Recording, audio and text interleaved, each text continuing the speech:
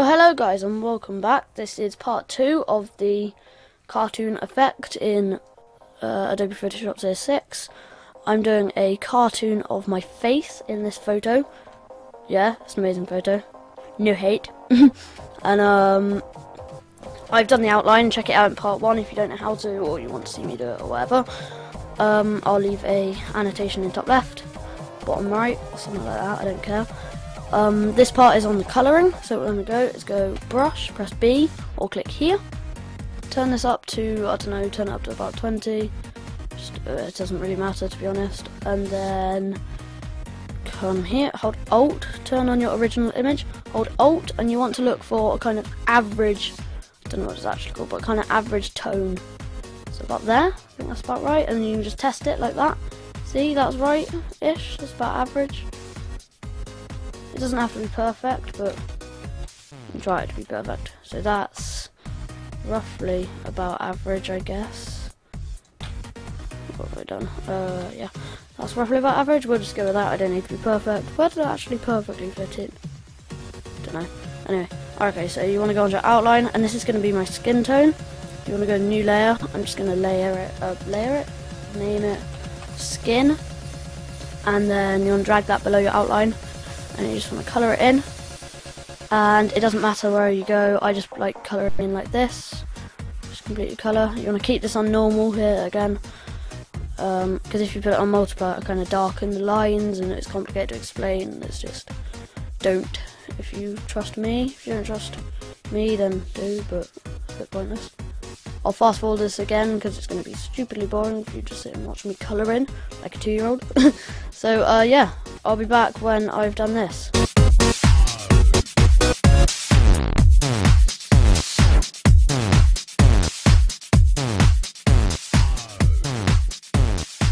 If you do go over the edges, just like that by accident, just press E. To go to your rubber, you can change it down a bit, mine's a bit big. And you can use your bracket keys, actually, to make it smaller and bigger. And then just rub out what you've done wrong. And press B to go back to your brush and carry on colouring.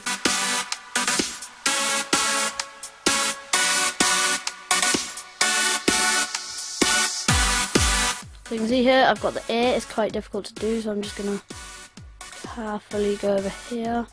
Make it a bit smaller for this bit, just like that. It's kind of darker, but I'm just going to leave it the same because I can't be bothered to change it because I'm never going to use this photo. What I'm actually going to do is press P. Actually, you're going to go back to brush, and I'm going to change it back down to 4 because you have to for this, and change it back to black. Then press P, and I'm just going to make a pen line here. Like that, and do the same thing, which, oh, I've done it wrong. You want to go to, what am I doing? Doing it wrong, no! Delete path, or there's another way to do it. You want to go outline, and make your line, and then go stroke path, brush, like that. So there we go. And then I want to go back to brush, and just hold Alt. Sorry, go to skin, hold Alt, click to get this colour. Change it back, well, you don't need to change it back up actually, you can just press the brackets, then carry on where you're going. But I've finished with the skin now, so now I'm going to hold Alt again, and then find another mid-tone for my hair. I don't have a ginger colour. So about there, let's check it. Yeah, that's a bit dark. I'm kind of lighter. You can always just click here and edit it, but I prefer to do it this way, it's kind of easier. It's again a little bit dark. That's better. Yeah, we'll go with this. I don't really mind too much. Anyway. There we go, and the funny thing is, if you actually undo outline, it kind of looks really gay. That's bad. It looks really bad, but, oh well, that's why you have the outline there. You want to keep, you don't want to do it in one go, because if you press Ctrl Z, then it's all gone, which is kind of, well, it is bad because you've lost everything that you've done, and you'll have to do it again. I'm just going to rename this to colour, because you can actually do different layers for each kind of part that you're going to colour, which I did for when I did my dad, but I'm just being lazy today. I feel ill, so can't be bothered. I'm gonna speed this up because you're gonna get bored out your bum.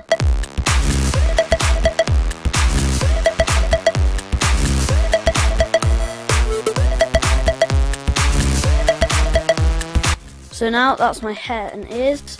I'm just going to carry up my hair and ears, not my hair and face or face skin. I'm going to carry on and go ahead and do my lips, etc.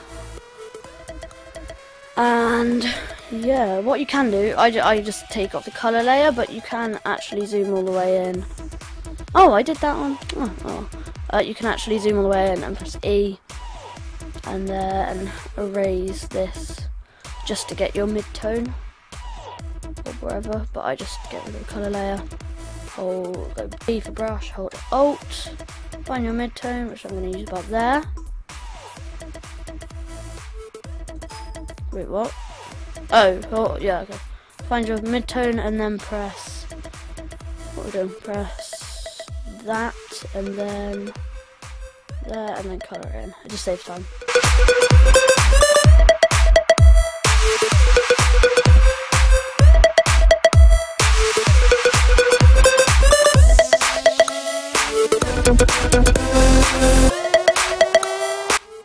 My eyebrows are very faint, so you can barely actually see the colour difference. I'm not sure if you could see it at all on YouTube.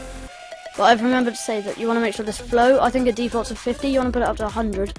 Otherwise you'll get some really bad shading that you don't want. It's not good shading. It's good shading and bad shading. Now it won't be good shading. Anyway, carry on.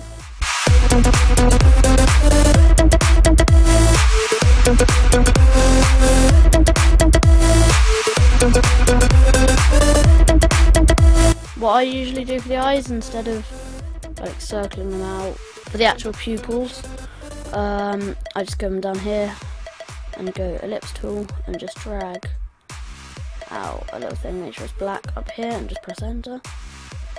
Make sure it's kind of centered, it doesn't have to be perfect, but there you go. So now if we get rid of the original image, you'll see here, oh, what's happened? What has happened? Oh, because I've got like the perfect colour. Okay, right, well, I'm going to carry on.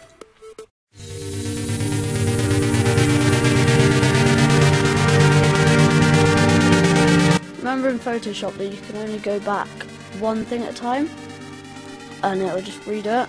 But if you hold Control Alt and Z, you can go back more than one thing. I found that very useful because I never knew that until recently. So you just want to keep going until you find the right point, like this.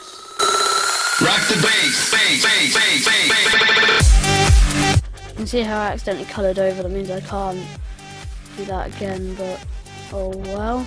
What you can do to save me having to undo this is just make sure you have the original image selected, press Ctrl T to get your free transform and just drag it out over here. Whoa, that lag. Just so you have it to kind of compare other side. Press enter, just so you don't have to keep coming out, but anyway, I'm gonna select that one, zoom back in.